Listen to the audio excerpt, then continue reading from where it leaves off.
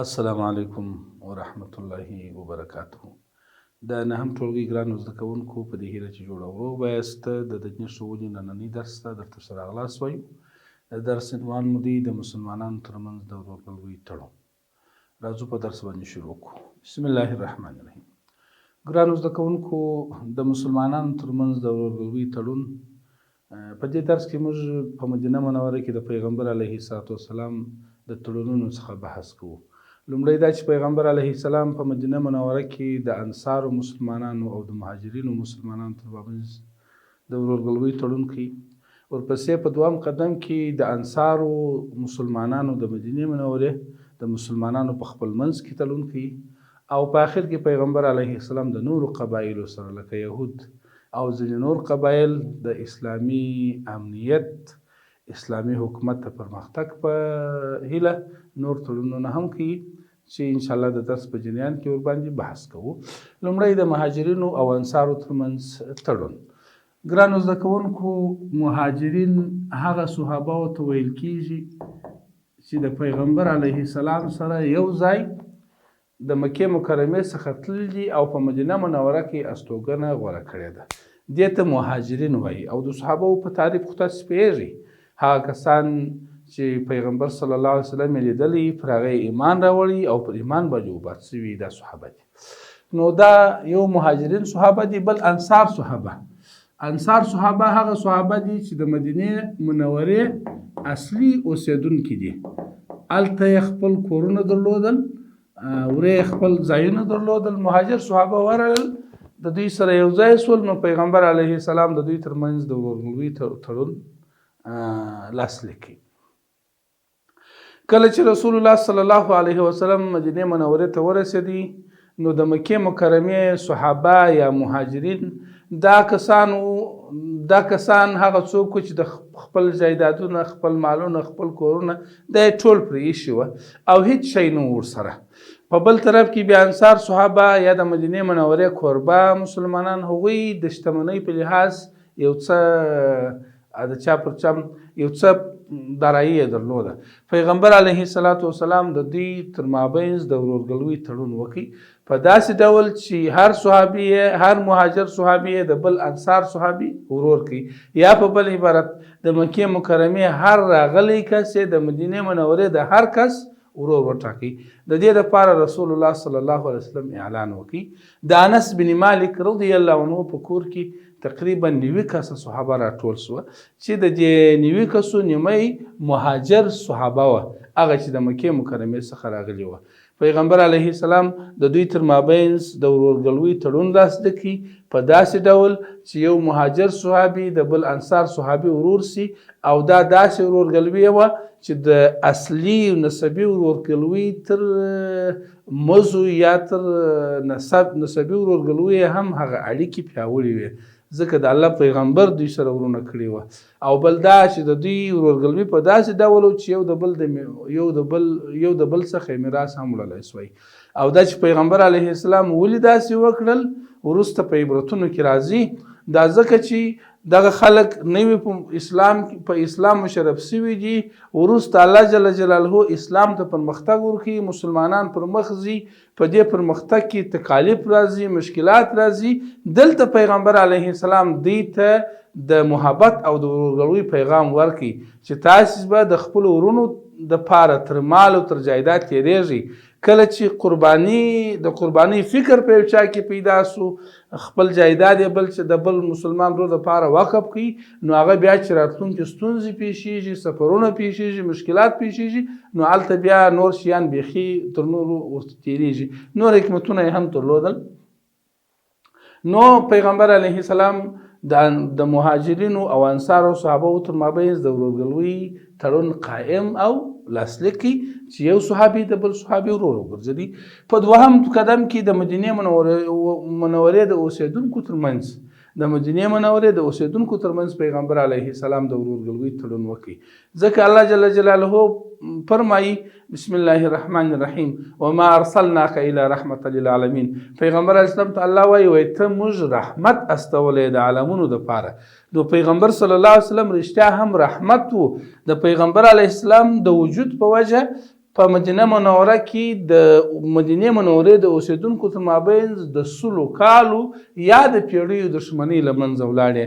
په ځانګړي ډول د اوس او خزرج قبیلې دا دوې داسې قبیلې وې چې تر خپل مابین یې قبیلوي دښمنۍ درلودلې، یو د بل مړې کړې وې.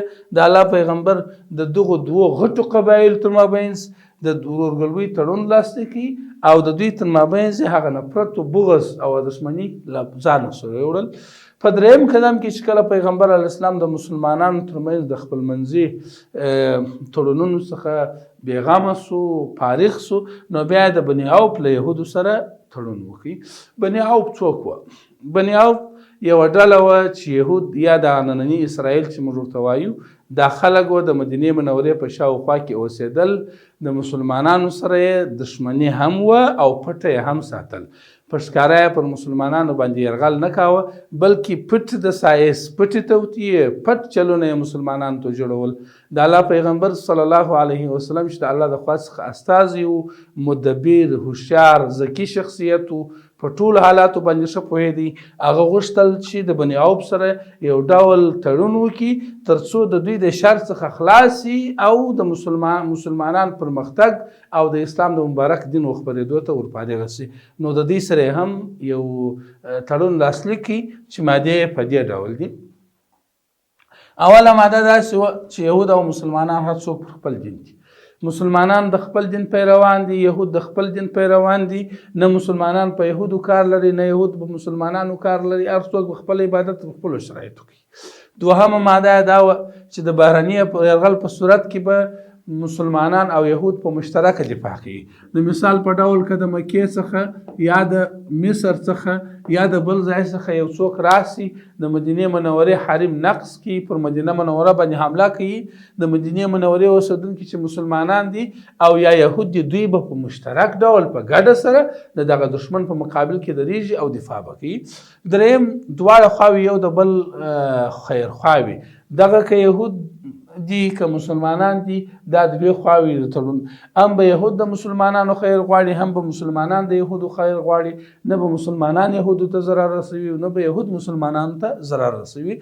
څلورمه ماده دا ده چې مسلمانان دي که یهود یو د بل د جنایت مسؤل نه دي. د مثال په ډول که چیرې یهود راولاړ سي، یو جنایت وکړي، ظلم وکړي، قتل وکړي، مسلمانان د دې قتل مسؤل نه دي. که مسلمانان راولاړ سي، خدای مه کړی، یو جنایت سرته ورسي، یهود یې مسؤل نه دي. هر څوک د خپل ځان مسؤلیت لري. پنځمه ماده یې دا وه چې یهود او مسلمانان دا به دواړه د مظلوم مرسته کوي. مظلوم که یهود وي که مسلمان وي، هر چا چې ظلم ورباندې وکړي دوی به د مظلوم ملګري وي او د ظالم په مقابل کې به درېږي یا به د ظلم په مقابل کې درېږي. شپږمه ماده د دې تړون د یهودو سره دا وه چې د جنگ مصارف که احیانا مسلمانان او یهود په ګډه د یو قبیلې سره جنګ کوي، هغه داسې قبیله چې د مدینې منورې پر مدینه منوره یرغل کوي، نو د جنگ په صورت کې یهود به په خپل مصارف ګالي، خپل مصارف په خپل ورکوي، مسلمانان به خپل مصارف په خپل ورکوي. یعنی دا چې جنگ او دفاع به په مشترک ډول کوي او مصرفونه به هر څوک خپل کوي. اومه ماده دا ده چې د مدینې منورې سیمه پر کوم ځای چې رسول الله صلی الله علیه وسلم مسجد نبوي جوړ کړي دا حرم دی، ممنوعه سیمه ده. په دې سیمه کې جنګ و جدل و وینې تویول و ظلم و دا شیان نشته. دا یو د امن علاقه ده، دلته به هیڅ څوک بل چاته ضرر نه رسي. او وروستۍ ماده چې دا هم ډېره ښه ماده ده، هغه دا چې که چیرې د دغو یهودو او مسلمانانو تر مابین د تړون پر سر شخړه پیښیږي، ستونزه پیښیږي، جنجال پیښیږي، نو د رسول الله صلی الله علیه وسلم حضور ته به رجوع کیږي. یعنی دا چې د دې شخړې خلاصه یا د دې دعوې حل به د الله پیغمبر صلی الله علیه وسلم کوي. دا اووه ماده ییز تړون دغه سره وشو د یهودو سره. راځو د درس وروستۍ موضوع چې د درس ګټې دي. د دې درس څخه موږ ته مختلفې او ډېرې ګټې په لاس راځي، ډېر درسونه په لاس راځي، ډېر پندونه په لاس راځي، خو موږ د ګوتو په شمار څو لیکلي دي. لومړی دا چې د دې درس څخه موږ ته د ورورګلوۍ ارزښت معلومېږي. دا چې پیغمبر صلی الله علیه وسلم مدینې منورې ته ځي په اول قدم کې د مسلمانانو او د انصار او مهاجرو مسلمانانو تر مابینځ د ورورګلوۍ ارزښت، د ورورګلوۍ تړون قایموي، د ورورګلوۍ تړون کوي. د دې څخه دا معلومیږي چې ورورګلوۍ په اسلام کې دا مهمه ده، همکاري مهمه ده، مسلمانان باید ورورګلوۍ وکړي.